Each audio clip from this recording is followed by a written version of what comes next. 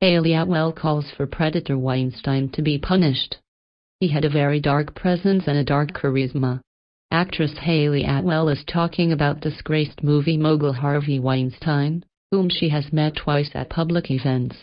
She counts herself incredibly lucky at never having been left alone with him. "I don't think he's a sex addict. I think he's a predator," she says. "He harassed women and therefore he should be punished in the highest way the law offers." The 35-year-old, best known for her role as Peggy Carter in the Captain America films, also wants to set the record straight about being labeled a fat pig by Weinstein. A story recently surfaced that the powerful producer told her over lunch, during the 2007 filming of Brideshead Revisited, that she looked like a fat pig on screen and ordered her to lose weight. Her co-star, Emma Thompson, then allegedly reprimanded Weinstein, telling him he was a misogynist and a bully, threatening to quit the film. Atwell says that's not the way things happened. "I was asked how I would feel, given I've got a curvy body, about losing weight, because 1920s flapper girls did not look like that," she explains. "It was put to me in a delicate way, very discreetly, very subtly, by someone not related in any way to Harvey Weinstein. But the question was enough to anger Emma Thompson, who said to me very clearly, 'You are a very good actor. You are not a model.' This is a very dangerous path if you start to succumb to the wishes of Hollywood to make you look a certain way. If they ask you again, not only will I walk off the set but I'll take this issue to the press." She was extraordinary about it. The actress, who is starring in a new BBC adaptation of Howard's End, says she was upset about the term fat pig suddenly being bandied around in relation to her. "No one has spoken to me rudely about my weight, ever," she says. "And in fact, one of the least interesting things about any of the work I've done is how much I weigh. I find it another way of controlling women. You normalize it." Atwell says she can remember having directly experienced sexual harassment at work, but says she can see that it happens, adding she has instinctively had a feeling of it when she walks into a room of powerful men.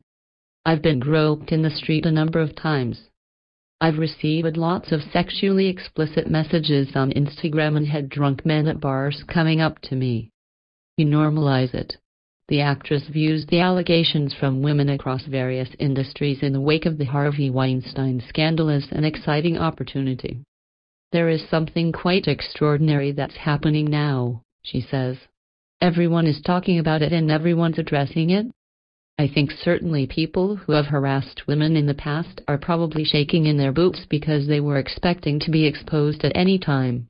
And that in itself is a potentially very exciting opportunity now to create a much safer working environment, especially for the next generation of young women coming up." Atwell adds it's also about teaching young women not to just accept it as the norm anymore, because that norm is changing. Atwell is starring in a new BBC adaptation of M. Forster's Howard's End, as the vivacious and headstrong Margaret Schlegel in turn-of-the-century Britain. The four-part series is a colorful, vibrant portrayal of Edwardian society. The characters are dressed in bright reds and blues, rather than the muted colors you might typically see in a period drama. Margaret and Helen Schlegel, Philippe Pixard, feel modern and relatable. They really move around the screen, literally running around. The sisters speak over each other and squabble, as well as console each other, as families today would. Humor and wit. Atwell says they wanted to dispel the idea of women back then being stiff-mannered and austere. She puts this misconception down to the fact that photographs took so long to take that everyone had to freeze. "We managed to find an archive of action shots of Edwardian women," Atwell explains. "They're blurry but you can see them striding down the street, skirts swaying in the breeze, books and cigarettes in hand, laughing and knocking their heads back. They spoke like we do. They had movement, they had energy, they had a great sense of humor and wit." Equality of the sexes comes up as a strong theme in the series, with the Schlegel sisters striving for a more equal society. This is in direct opposition to matriarch Ruth Wilcox, who claims it's best to leave action and discussion to men. Despite this, it's Mrs. Wilcox who has the power in her family. Atwell sees feminism both in Howard's and in the here and now as a complex and contradictory matter.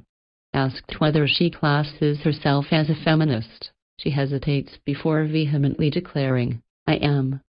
But I have to be clear about what my definition of feminism is," she adds.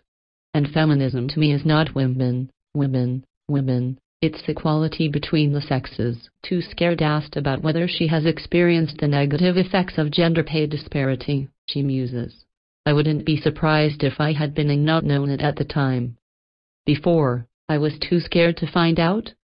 It's not nice to find out you've been played or undermined or considered your contribution worthless because of your sex.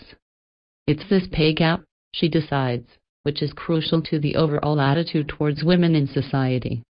That then trickles down into social interaction, into how men and women can normalize the undermining of women, the stereotype of being a bimbo, of body-shaming women to still believe that they're not enough until they were a size 0.